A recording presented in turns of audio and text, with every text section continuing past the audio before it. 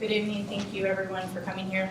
We do realize this is a late hour, but we did just receive a declination letter, and that's why we're calling this press conference at this time. And hopefully the 2 hours we allotted you was helpful in getting everyone here today. My name is Officer Crystal McCoy, CRYSTALMCCOY. I'm a public information officer with the Aurora Police Department. Today we're here to address an update involving a critical incident that occurred on August 24th, 2019 at 10:32 p.m. on Billings Street and Evergreen Avenue involving Mr. Elijah McClain. Today you will hear from Aurora Police Chief Nick Metz and Aurora Fire Rescue Deputy Chief McInerny, and that is spelled M-C-I-N-E-R-N-Y. Unfortunately, Chief Gray was unable to be here this evening due to being on vacation. First, you will hear a 911 call, and then following that, you will see some body-worn camera footage from 3 responding officers. All of the body-worn camera footage is unedited and available now at our YouTube channel. You have been provided a media packet if you are here today that includes the following: a 17th Judicial District Declination Letter, the Aurora Police Department Officer Reintegration Program, a joint press release from the Aurora Fire Rescue and Aurora Police Department, Aurora Fire Rescue press release and ketamine protocol, transcript of the 911 call that you will be hearing, an autopsy report for Mr. Elijah McClain, Aurora Police Department Directive 508, less lethal devices, weapons, and techniques. Anyone out there can view that now by going to aurorapolice.com underneath our directives tab. And also you will have the Aurora Police Department carotid control hold versus chokehold comparison presentation.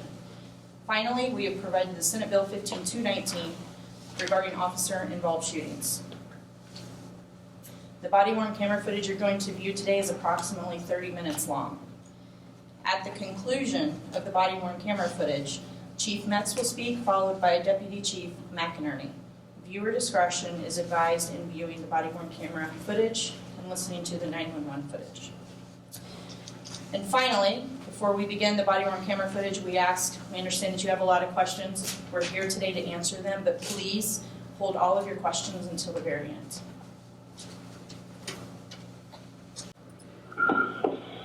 911, what is the address of the emergency? I think it's Black Hawk or something like that. Let me check real quick. Okay. It's Billings Street and Black Hawk. Okay, is it Black Hawk Way, Black Hawk? Okay, give me 1 second. Just repeat that intersection for verification. Billings Street and Black Hawk. Okay, are you sure you're not on, give me 1 second. Is it possibly Evergreen? No, this is Aurora. Okay, well, no, I understand that. I just don't show you anywhere near a Black Hawk. It's Black Hawk. Okay, just stay on the line. Give me 1 moment. I don't show you this. What I'm saying is I don't show you anywhere near Billings and Black Hawk. What about Billings Street and Evergreen? Okay, that's where I show you near. Okay, what's the phone number you're calling from? And your name? What? And your last name one? Okay, tell me exactly what happened. So there's a guy, he's walking the opposite of what? South? South, yeah, he's walking south on Billings Street near the Metz Park. Okay. And then when I passed that, he puts his hands up and does all these kinds of signs. I know, he's too sketchy, right? He might be a good person at that person. Yeah. They're on that side. Okay. Okay. I'm going to put a call in so officers can go see what's going on, okay? Are you still at that location now? Yeah. Okay. All right. When did this happen? When did you see him? Right now, he's like, I just turned around and he's like putting his hands up Okay, don't approach him, okay? If you need to, just drive away. I don't want you to go near him. Were any weapons involved or mentioned? No. Okay, I already have a call in, okay? I need to get his full description. What race is he? I think he's a black male. Okay, how old does he look? I know he's wearing a mask. I have no clue. Okay, what color is the mask or what does it look like? Black. Black mask? He's like a gas station military and stuff like that. Okay, is it like a ski mask or what type of mask is it? Yeah, like a ski mask. Okay, and then what else is he wearing? I don't know. He's pretty bad colors, like a brown long sleeve shirt, Okay, and then black sweat. okay.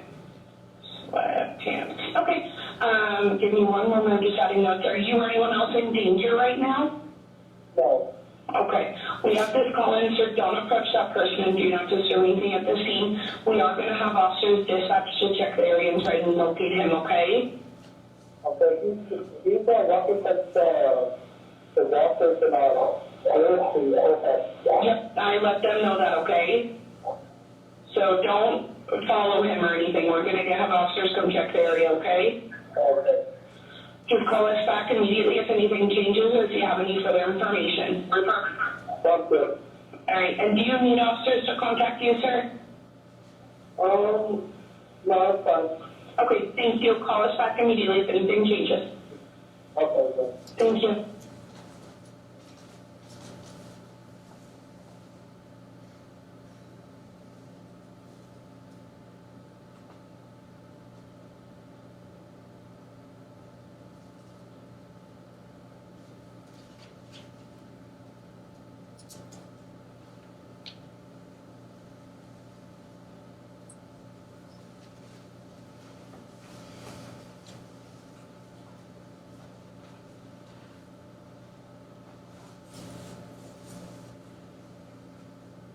Favor, stop right there. Hey, stop right there. Stop. Stop. Stop. Stop. I have a right to stop you because you're being suspicious. Turn around. Turn around. Turn around. Stop. Stop tensing up, dude. Stop tensing up. Stop tensing up. Stop tensing up. Stop tensing up. No, let go of me. Stop tensing up. No, I am an introvert. Stop Please respect tensing the up. boundaries that I'm speaking. Stop tensing up. Stop. Relax. Stop. I'm going home. Relax or I'm going to have to change this situation. Stop. Leave me alone. Stop. No, first off, you guys started to arrest me, and I was stopping where you took the races. Now let go of me.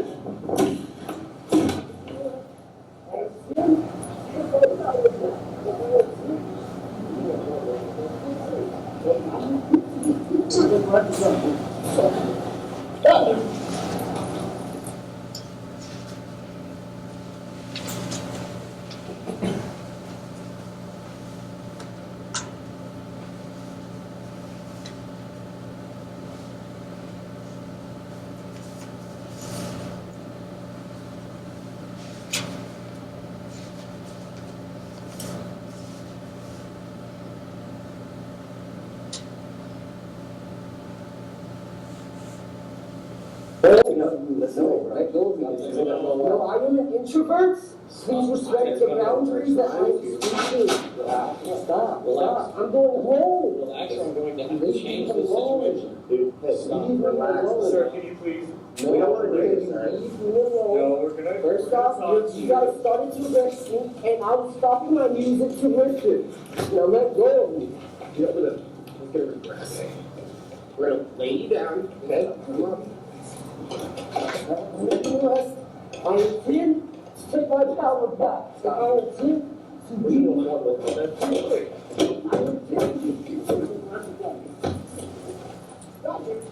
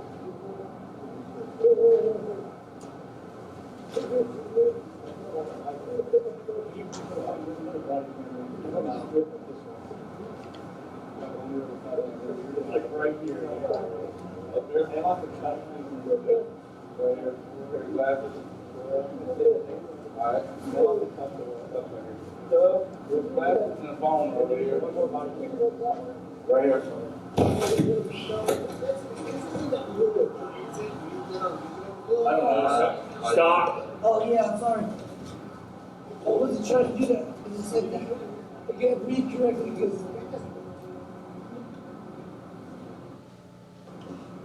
Well,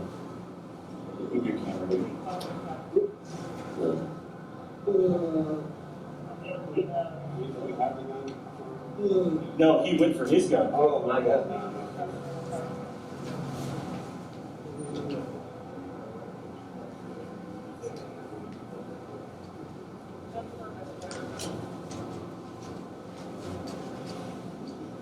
Does anybody have sandy wipes? Alright, thanks. Can we bend his knees a little bit so he can balance himself? He's kicking around a little bit. I'm not missing mine. Are you missing yours? Yours is in the car, right? Your cell phone? What's that? Your cell phone is in the car? I think so. Is it an iPhone?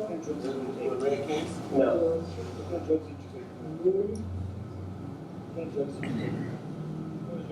Yeah, I'm good, bro.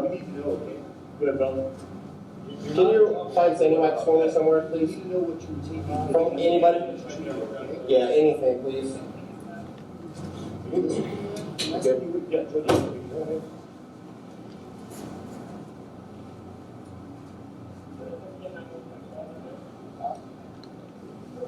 There you go. This is mine.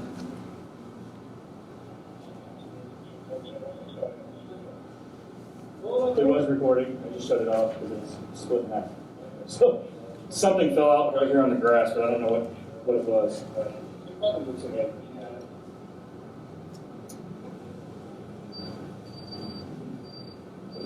Got throw up, dude? Yeah. Throw up right there, okay? Don't throw up on me, though. We got fire coming, right? Yeah. I call him from the 21st one. And I don't think he went out, dude. He like halfway, I think so. Hey, dude, relax. Oh, okay. Get it out, dude. Next one. Get it out. No, I'm good. No, we got called to a suspect. He was out here walking around with a ski mask on. Probably just bring it over by him, dude. And then we contacted him. He's wearing a ski mask. He started to kind of like walk away from us, so these two wrap him up. And then in the midst of them wrapping him up, pushing him against the wall right here, he reached for Rosie's gun, dude. So, Thank you. stay inside. Rosie, rolling this way. Yeah. You able to? Fuck. Like just walking up. There you go. Just like that. You're good. Don't get up, dude. It's not going to be good for you. I'm telling you right now. If you keep messing around, I'm gonna bring my dog out here for the dog bite. You understand me? Keep messing around. I think we're okay for here. Watch your step, dude. Right is cute. You got a mask on.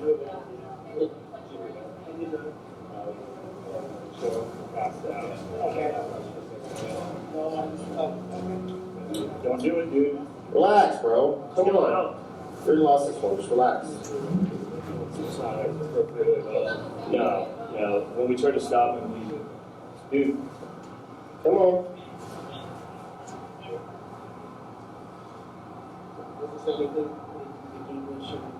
He speaks English. He's definitely something. Okay.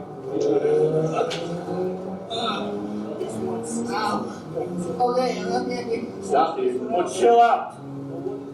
You've already been told several times to stop. I can't fix myself. Ow.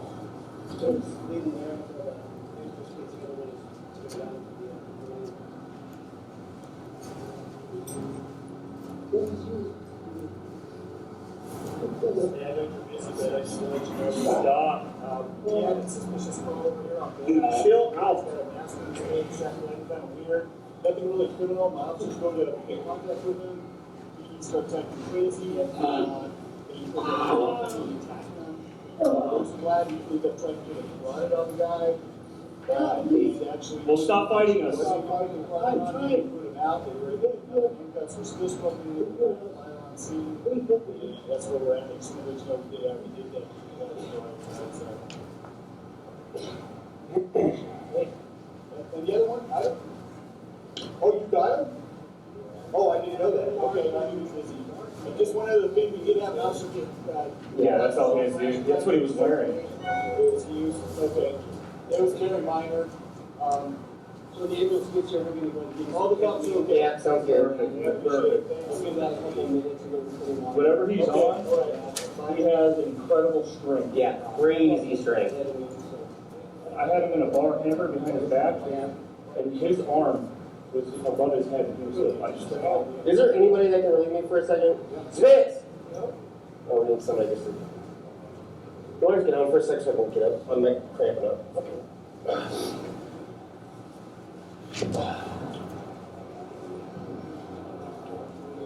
Yeah, I'm good. I'm good. Yeah. So he's walking away from us, and he did this thing. We're like, hey, dude, this is not a big deal. Just relax. And we sat there for a good 30 seconds to try to calm down. Like, dude, hey, not a big deal. We need to talk to you. And then he kept doing this, and he kept saying things that didn't make any sense. And then I'm like, hey, bring him over the grass. So if we got to take him down, we can take him down the grass. Not about you're right here by the rocks. And then he starts going crazier, so we get him cornered against the wall. What's he doing these days? He's like saying stuff, and he's holding his arms in, and he's like, I don't remember exactly what he's saying right now. But it's acting really strange. Randy, you need relief, buddy? Randy, do you need relief? No, I'm good. I'm just going to pat him down. And then over there, Brody tells me to try to grab my gun. So we pull him down. While he's like... Yeah, so he pulls his arm free and comes out, and I don't remember feeling it because I was focused on him. But he's like, trying to grab a gun, so I'm like, okay, so he comes down, and yeah, go from there. And I don't know what it is. He just thought it was weird that he was wearing a mask. Well, it is. So, Okay. that's all. I need to have a tree talk to you that part.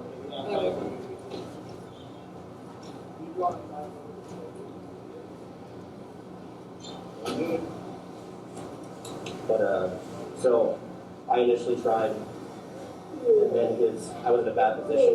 I didn't want to hurt his neck, so I had to release, because I was behind. It wasn't like... So you went to put it on? So it was like almost like a schoolboy trying to get caught backwards. That was the only position I had.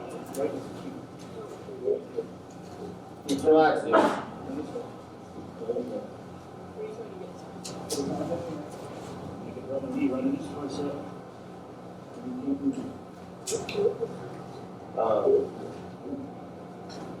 And Sure, then he can breathe. Right inside. He can breathe. Okay. All right. I just have his arm. I understand that. Understand? Don't move your feet. No, don't do that. So if you take his foot out. But he's definitely on something. He's not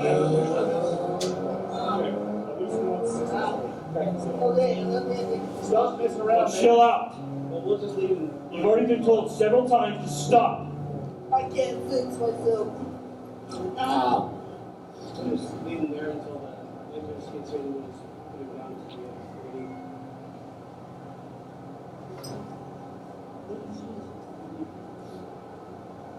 Yeah, I know you're busy, but I need to let you know that stop.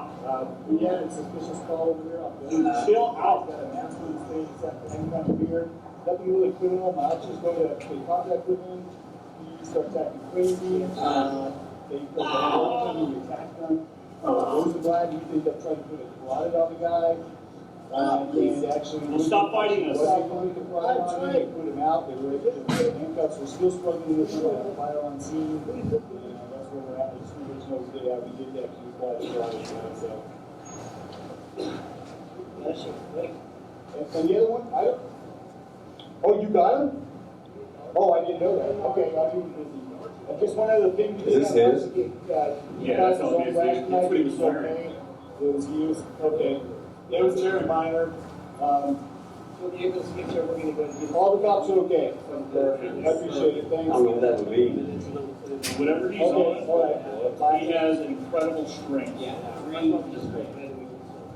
I had him in a bar hammer behind his back, and his arm was above his head. He was like, so. Everybody that can relieve me for a second? Yeah. Smith! Lawyers can help for a second.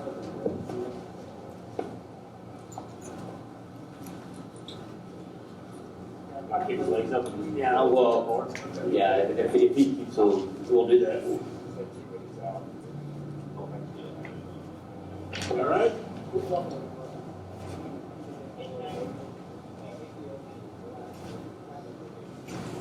I'm trying to keep him on his side and keep spiking stuff.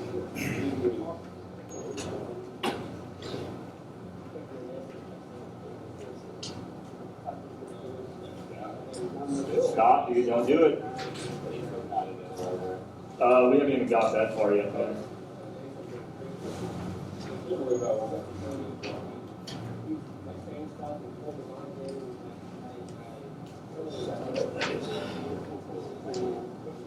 My knee's on his elbow, dude. He's nothing.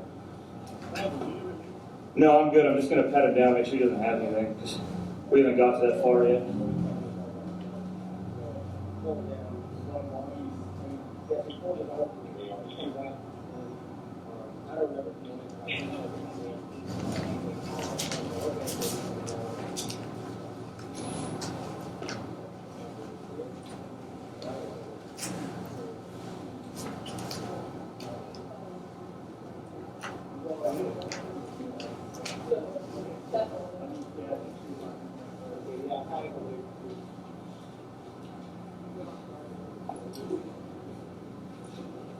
Don't do it. You're good.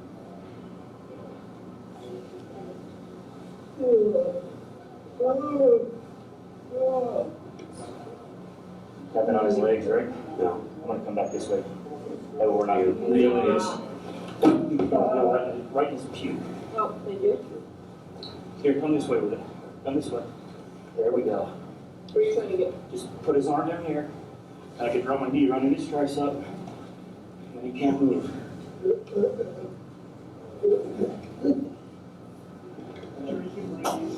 Yep. He can breathe. He can breathe. I just have his arm pinned behind his back. That's it. Don't move your feet. Don't do that. So if you take his foot and angle it outwards, and put pressure on his ankle. He almost did a push-up with all three of us on his back.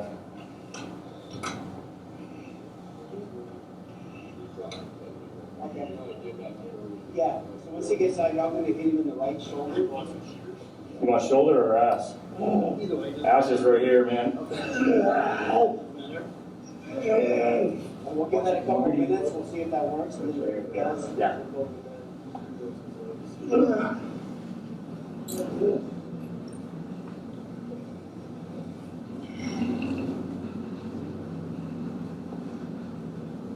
You good? Good. Yeah. Yeah. No, we're good.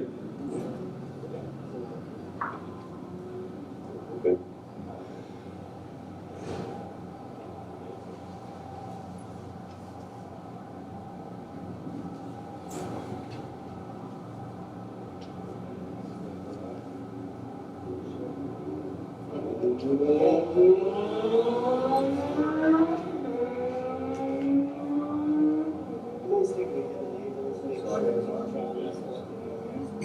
Drag your knuckles right there. Put pressure until it moves. Alright? you got 500 depending. Yeah.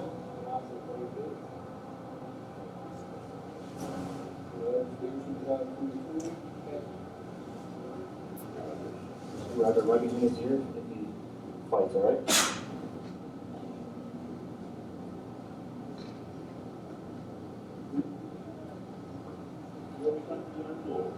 We'll give that a minute or two, see if that works. So once it is, we'll go ahead, if you guys are okay with it, we'll uncuff them, we'll go up with the right arm, down with the left, and we'll just go straight.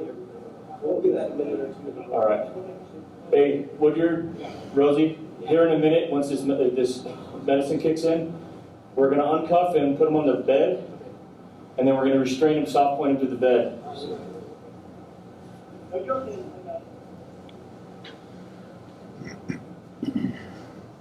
You guys have an extra glove on you?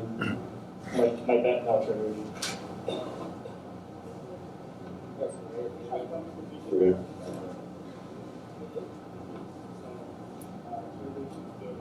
They're extra large, so everybody can fit them, but Just to feel you, this one time to go walking down the street, wherever you go, that's when you all these guys that you can down the road, no pain, no violence, no still fighting the week off. So I was excited to learn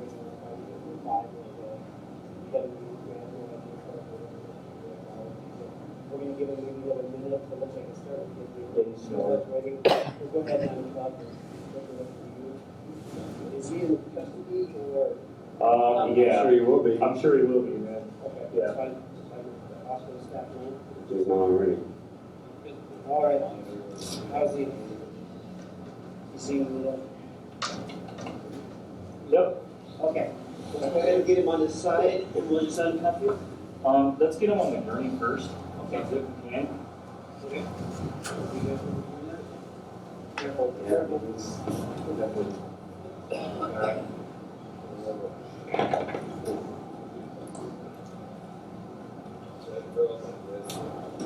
We'll put an end title on the phone. You can have that ready. Do the right one first. Here, would you mind grab this? I got it. You guys got them?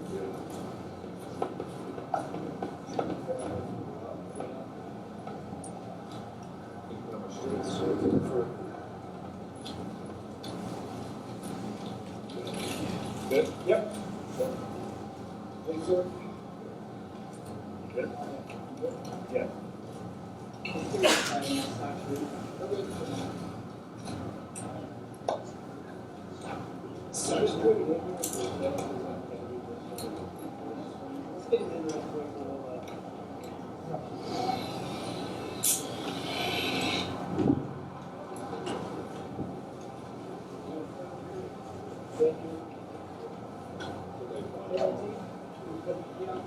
Yeah. Yeah.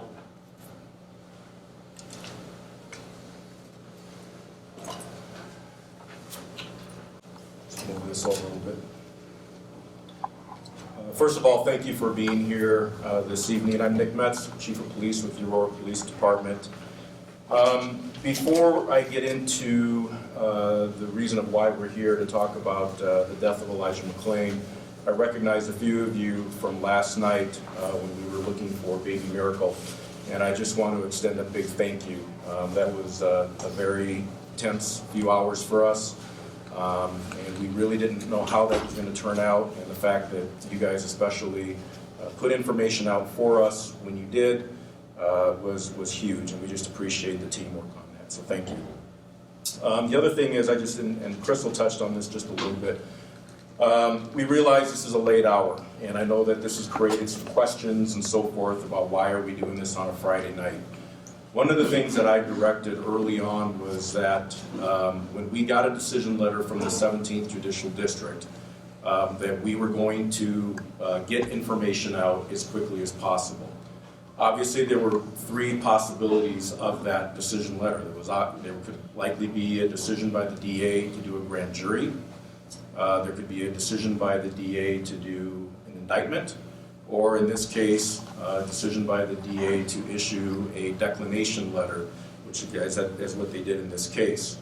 I told my staff that it didn't matter what day this letter came out, that we were going to be doing this press conference as quickly as possible, even if it was late on Friday night, a Saturday or Sunday, because I didn't want to hold this declination letter for several days and create concern in the community that I was holding on to information intentionally.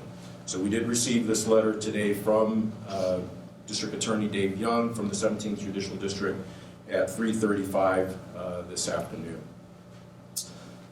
I think it's really important to first say that on behalf of the women and the men of the Aurora Police Department, that we first want to extend our sincerest condolences to Elijah McClain's family.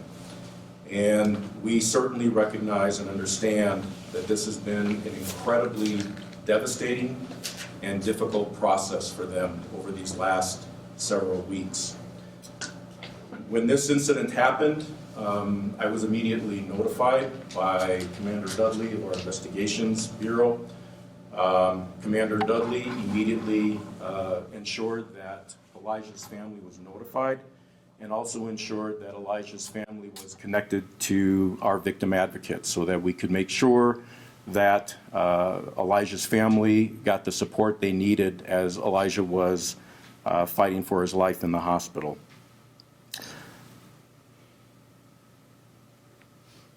We did this because obviously we think it's the right thing to do. Elijah obviously was very loved by his family. I actually had the opportunity to meet with his family at the hospital. I spent a couple hours with his mother along with Commander Dudley and our victim advocate, Carol O'Shea. And during that meeting, I promised Elijah's mother that there would be a very transparent and thorough investigation into this incident. And one of the things I also promised Elijah's mother was that within several days after much of the investigation was completed, that we would allow her and family to come in and personally view the body cam footage, much of what you just saw here, and also hear the 911 tape. And I felt that was important because, again, this was Elijah's family.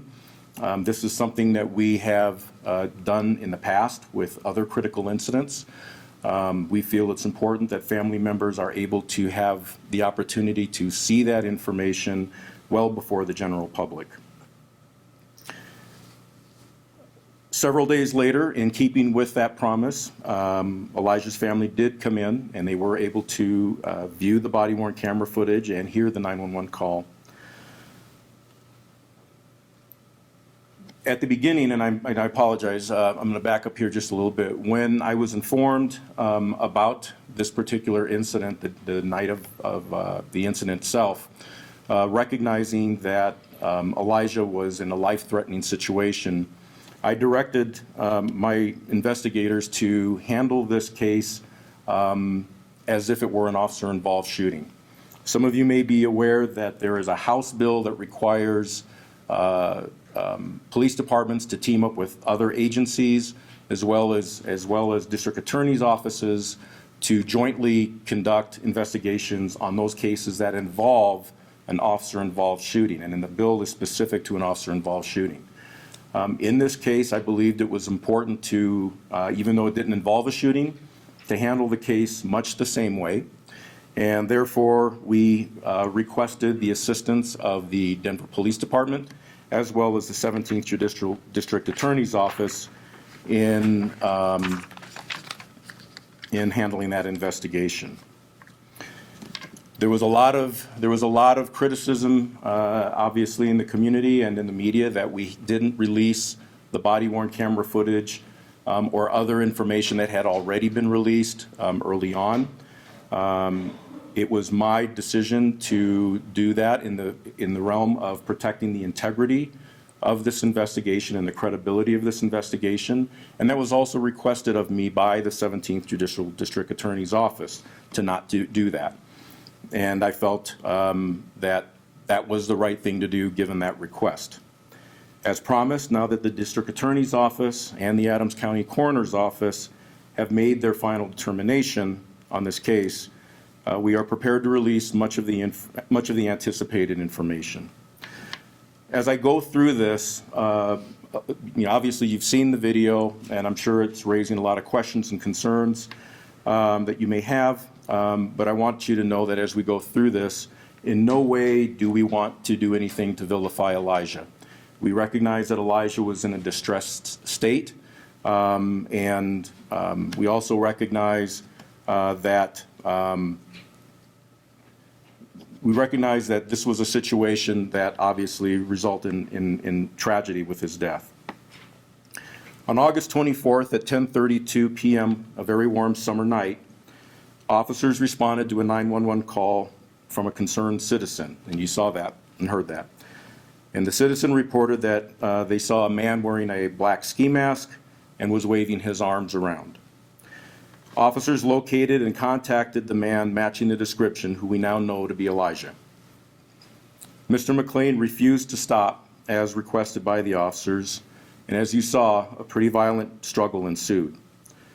Officers, when they contacted him on the sidewalk, intentionally moved him to the grassy area in hopes of getting him to comply and also getting him restrained. You can hear at one point during the video an officer saying he's going for your gun, or he just grabbed your gun. As stated in the declination letter from the district attorney's office, Elijah grabbed the grip of an officer's holstered gun. The struggle ensued to the ground, where 3 body-worn cameras did become dislodged, and I'll get into that a little bit more later. And as you could see from the video, one officer was able to actually pick up that body-worn camera and put it back so to continue the videotaping.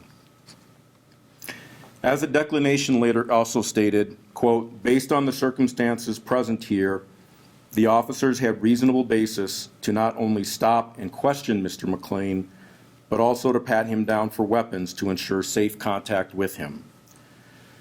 During that struggle, as officers were trying to gain compliance, one of the officers unsuccessfully attempted to apply a carotid control hold.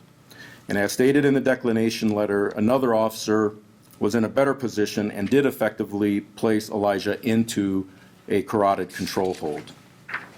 Now, one of the things that happens when we use that term is people like to say, they used to like to call it a choke hold. A choke hold and a carotid restraint hold are 2 different things. In your media packet that we provided you prior to the press conference starting, you have examples of the difference between a carotid control hold and a choke. And a carotid control hold applies no significant pressure to the front of the neck. It applies pressure to the sides of the neck. And that's the biggest difference between a carotid control hold and a choke. Once the handcuffs were applied on Elijah, the officers immediately requested medical attention. And they did that for 2 reasons for Elijah. One is because it is our department policy that when we either apply a carotid control hold or attempt to apply a carotid control hold, it requires immediate observation and examination by medical personnel. And also because of Elijah's actions and behavior. And so therefore, in calling for medical assistance, the Aurora Fire Rescue Department was requested to respond. Responding medical personnel treated Elijah in accordance to protocols. Our Deputy Chief, Steve McInerny, will discuss those protocols here in greater detail in a moment. But as the declination states, APD did not, and I want to repeat that again, did not request the administration of any medication. APD did not administer any medication, nor does APD have the authority to do so. Mr. McClain was transported to the hospital via Falk ambulance. He was placed on a gurney, as you saw on the video. While en route to the hospital in a Falk ambulance, he suffered 2 cardiac arrests and was taken to the ER where they continued to work on him. They did then transport him up to intensive care where he remained for several days. He was pronounced dead on August 30th, 2019.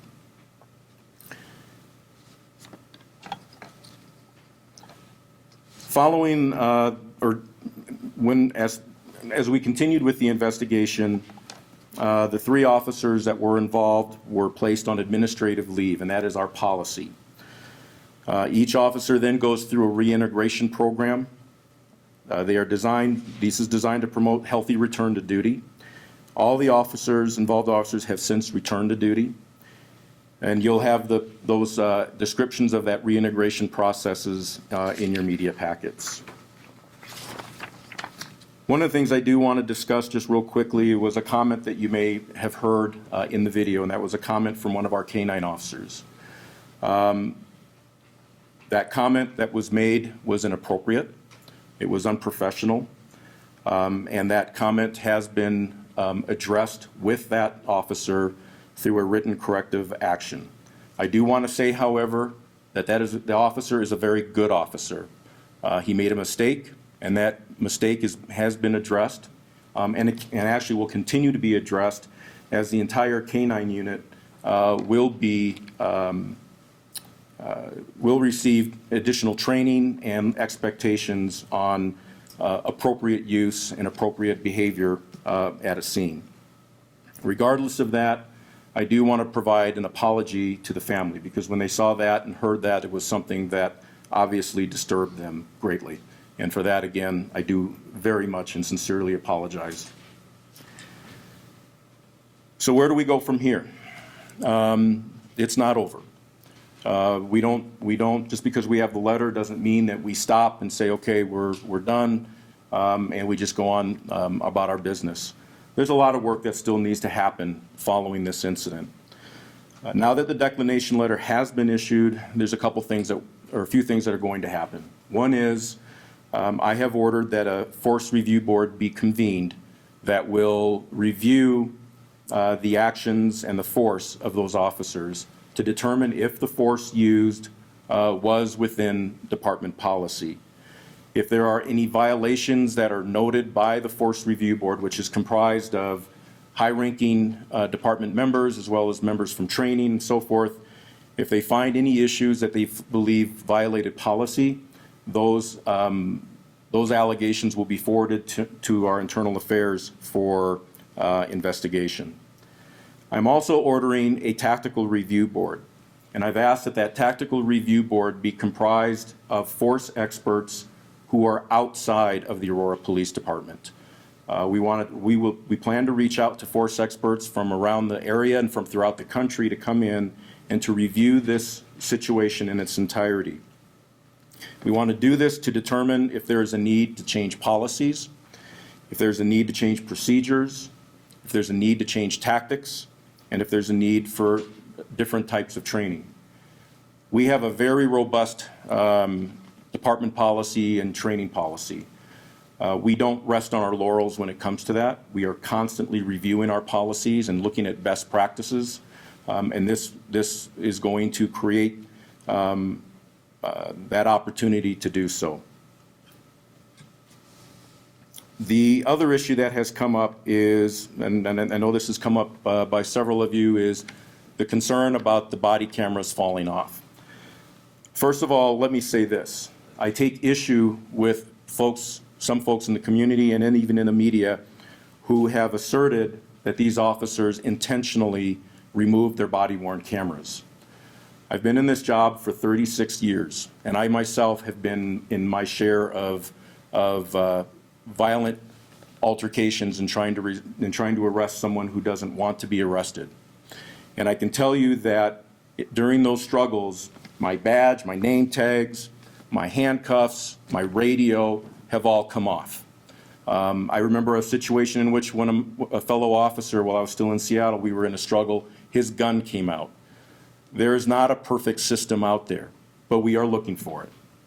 And so what we are doing is we are working with a number of vendors to look at different kinds of mounting options for our body-worn cameras to make sure that we do everything possible to prevent them from falling off. Because I can assure you, our officers don't want them falling off. Our officers want the truth to come out. They want people to see what happened. And the last thing they want is to be put under a cloud of suspicion that they just simply picked their camera up and threw it to the ground. I was in Chicago a few weeks ago at the International Association of Chiefs Police Conference, where there was a large vendor show. Lots of vendors there with obviously wanting for us to look at their body-worn camera systems.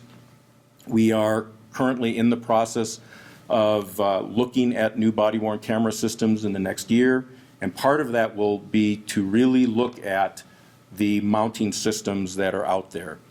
The issues that you saw here have happened in other cities where body cameras have come off. And it was a discussion and the topic of discussion for many of my colleagues from major cities around the country. The other thing that's not done is how do we work with the community from here?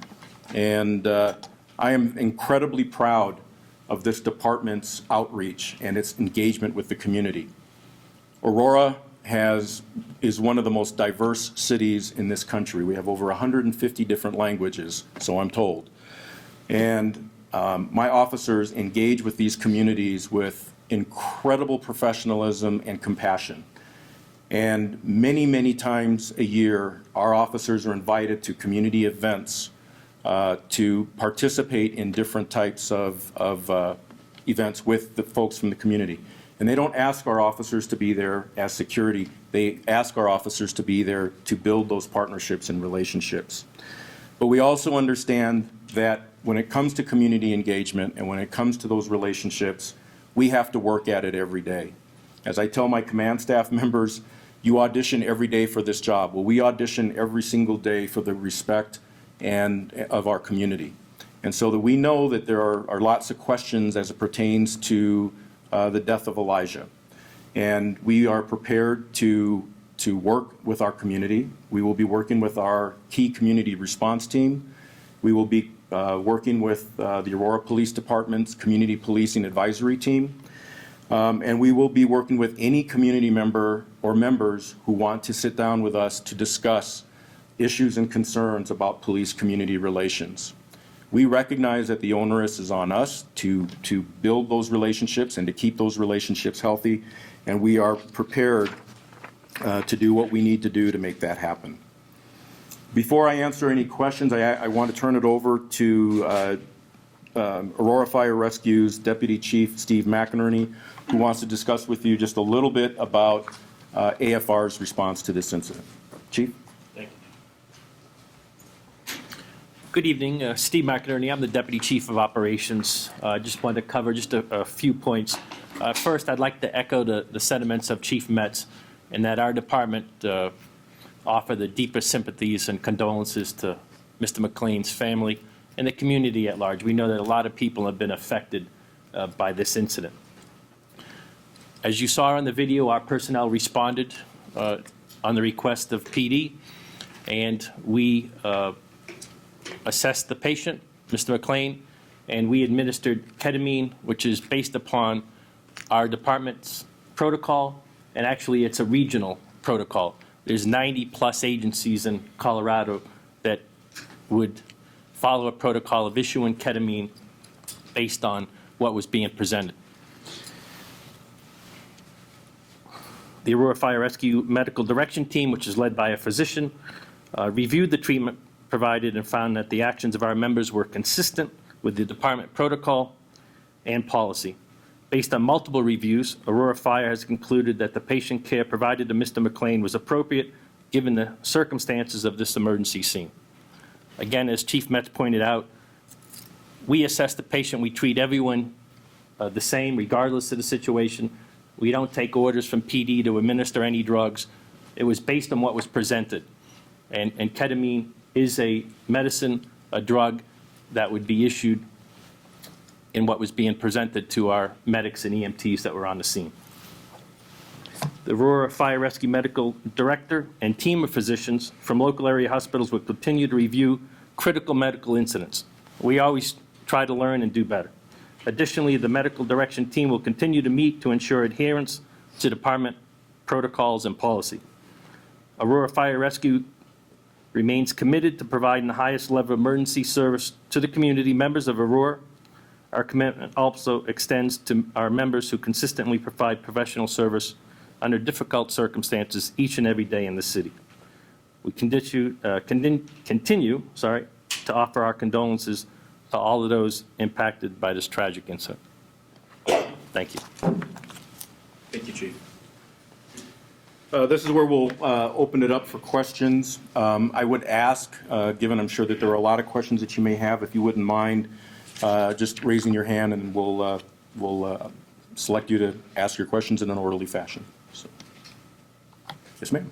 Given that you asked for a force review board, can you just give your assessment of how you felt the officers handled that situation? Do you think that was an acceptable way to handle a call about a person who probably didn't have a weapon, according to the caller? And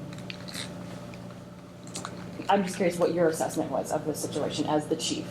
I don't believe the caller said he didn't have a weapon. The caller said he didn't know whether he had a weapon. Well, he said no danger. So I just, when asked if there were weapons mentioned or involved, he said no. And then asked if he was in danger, he said no. So I'm just curious, from your perspective. Well, let's put correct context that he was asked whether or not he was in danger. He said he was not, but he was not aware. Obviously, the actions of Elijah created some concern enough for him to call 911. It was a warm night. Elijah was wearing a ski mask. As was stated in the declination letter, our officers had reasonable suspicion to make that stop. And prior to our officers getting there, we don't know why Elijah was acting the way he was. We don't know why he was wearing a mask. So regardless of that, what is your assessment? How do you feel the officers handled this? Do you think this was the best handling of the situation? As the chief, how do you assess this? Was this a good job? Do you give this a thumbs up? What's your opinion? I think overall the officers did a good job. I think the officers overall, you heard the conversations with them. I think overall the officers were trying to calm Elijah down. I think in every single situation you can look at it and you can come up with things that we could potentially have done different or better. But again, I think this is where I'm going to be leaning greatly on my Force Review Board to really go in and dissect everything about that investigation and come back to me with a recommendation.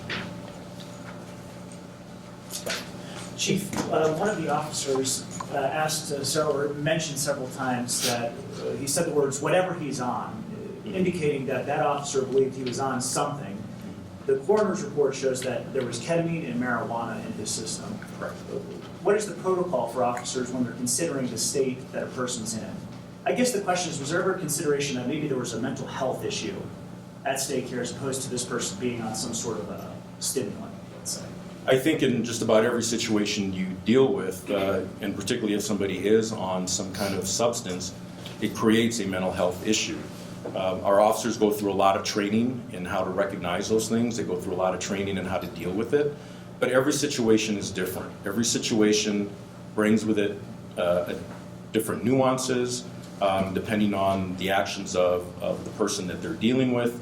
Our officers were not in a position, obviously, to do drug testing or anything like that. They're trying to get as much information as they can at that moment to provide to not only AFR, but also to the hospital about what he may be on or what may be impacting or what may be causing him to react in the way that he's reacting.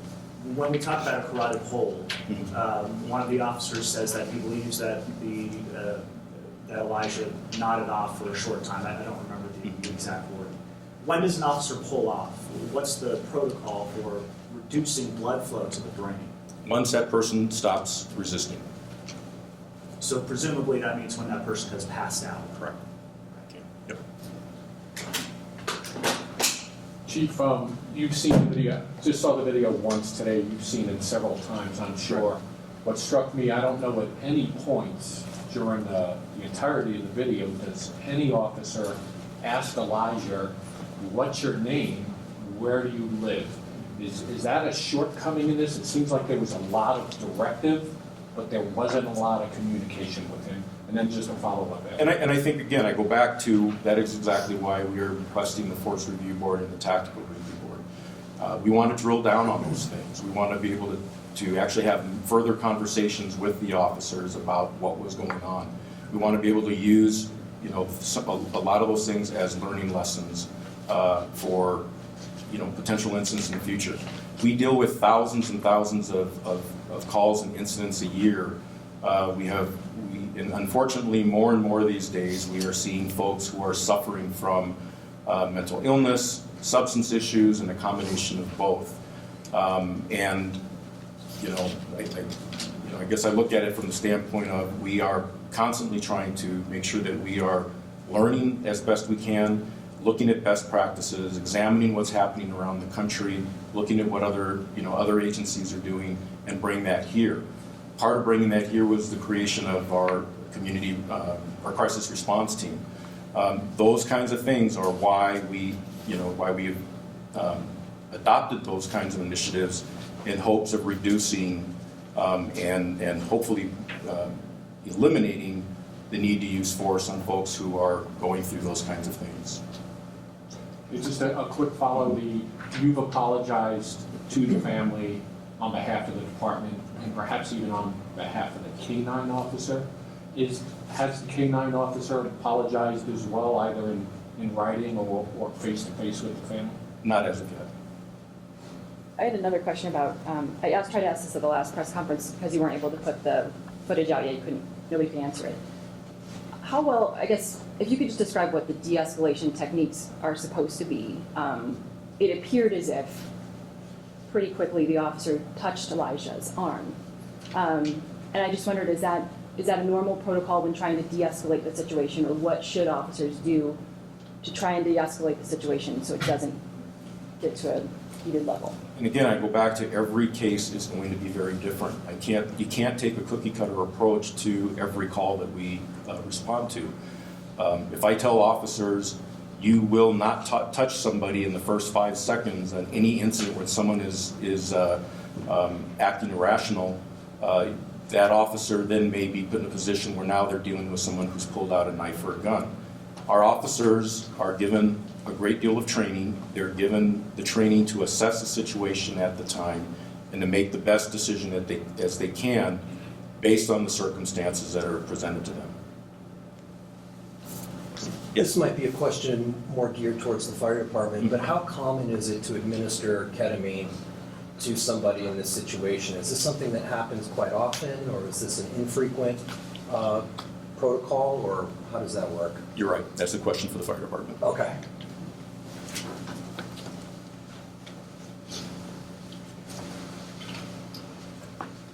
The administration of the ketamine is a calming sedative, and I believe in stats that were recently released is that there was 285 times, I think that's throughout Colorado, using 90 agencies on administration of that drug. It's relatively new with the city of Aurora Fire Rescue, but it's certainly a drug in our cache to calm a patient, to prevent injury to the patient, first and foremost, and to the first responders and/or law enforcement. It's better to give the drug to calm the patient down than have the patient harm themselves or create further injury. And the patient was exhibiting signs of excited delirium. We have a protocol. It's in your packet. You can see that protocol. It's spelled out. And that drug was administered per protocol. You should also take a look at the coroner's report and/or the declination letter. It's outlined the ketamine use in those documents.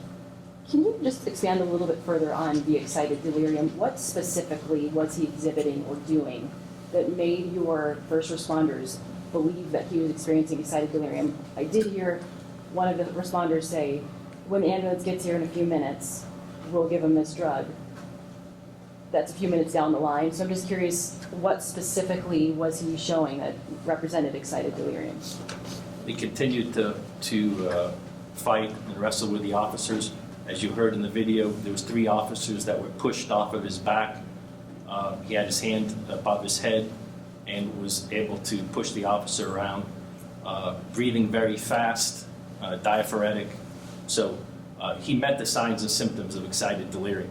And again, it's published in the coroner's report and the declination letter that they concur with the excited delirium. We followed a protocol. It's a standard protocol. We didn't deviate from that, and our paramedics administered the dose. It was a 500 milligram dose. Can you describe is it always a 500 milligram dose, and how big of a dose is that compared to what you might get in a hospital or at a doctor's office? Yeah, I'm not able to answer that part of it, but it's dependent on weight, and again, we follow a strict guideline and protocol that spells that all out. And then they measure out the dose based on the approximate weight of the patient, and the drug is administered. Basically, sets into motion 1 to 3 minutes. The patient calmed down. They put the patient on the stretcher, the cot, the pram, and then handcuffed the patient and soft-tied the patient. I don't recall from the video, but did fire rescue ever ask the police department if Elijah had been put in a carotid hold? Was fire rescue aware that he had been put in a carotid hold at some point that night? I'm not sure. And could ketamine have an effect in combination with the two, a carotid hold and ketamine? I don't believe so. I have another question for the chief of police. regarding the body camera footage, first of all, I guess I have a couple quick questions. One is, did we see all of the footage, or is that an edited, what we saw edited? There's more footage available, and you can get that through PIOs. Okay. So the first camera comes off very quickly. And I wondered if you could explain what happened, or if you know, if that officer explained what happened. And then there was a period in there where one of the guys says, "Move your camera, dude." What did that officer mean by that? Did you interview him or ask him what he was meaning by "move your camera, dude"? I don't know if I recall the "move your camera, dude," so I'm going to have to go back to that one to look at that. In regards to why the camera came off within a few seconds, I think I've explained that. Again, we're looking at the camera mounts. It was obvious at that point that the officers had gotten involved in a struggle with Elijah, and the camera came off. How can I explain that happened other than we need better mounting equipment for our cameras, and again, we are diligently exploring that. Was it not 2 cameras that fell off? Actually, all 3 did come off, and one actually was broke because it was stepped on. I have one more question, sorry. He can't stand it. Okay. What do you plan to say to community members who believe your officers may have overreacted? The only thing I can tell them is that, number one, I have confidence in my officers. I believe that my officers entered that situation with the best of intentions in trying to figure out what was going on to determine whether or not they were dealing with a violent crime that had been in progress, or whether or not they were dealing with somebody who was experiencing some kind of distress. We're not mind readers. We had a duty to respond that night to that call. Our officers did so. They put themselves at risk, as our officers do in many situations every day. And if there are concerns to the community about regaining that trust, then we'll have those conversations.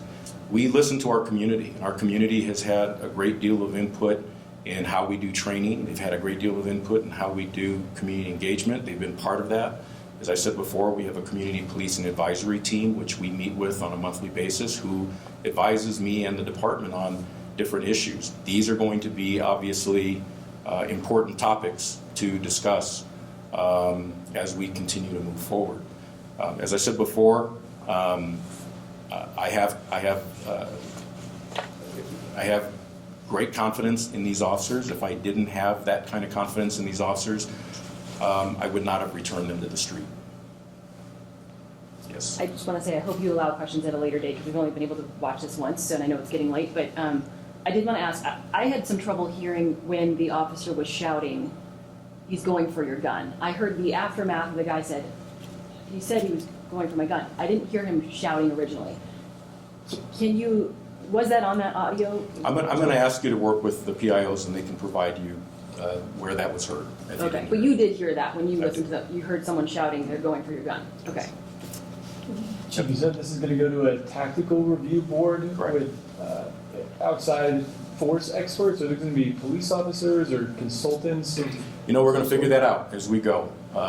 There are a number of folks out there who are currently police officers, folks out there who are retired officers who have over their careers specialized in force. We'll take a really hard look at that, but we definitely want it to be a robust review. And it's an opportunity for us to learn. It's an opportunity for us, again, to examine our policies and procedures. Is that going to be a new standing entity? I've done it before. What have the outcomes been of those previous review boards like that? Has there been substantive reaction to a review board? Have you made changes based on that? Yeah, I can't go into all the specifics right now, and I don't have the reports all in front of me, but yes, we do. It's as I said before, we handle thousands of incidents every year. Most incidents that we handle, we're able to resolve them without any issues. They usually last a few minutes, and people go their separate ways, and the officer goes their separate way. But when those situations occur where there has been a critical incident, we certainly want to make sure that we learn from that, and we examine ourselves. We've got to be able to ask ourselves the tough questions. Did we do this right? If the officer simply reacting to policy. Okay, is our policy correct? You know, so those are the things that we have to really examine. Yes.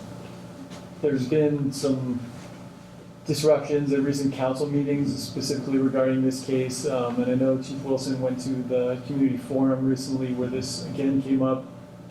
Do you or does anyone else in the department plan on addressing the community in a larger forum in the future? Yep, or a council meeting? Yeah, absolutely. In fact, there'll be a community meeting that's coming Tuesday, the Tuesday evening. That is being it's been coordinated by Councilmember Nicole Johnston. We intend to be there and participate in those discussions and answer the questions that we can answer. Last question.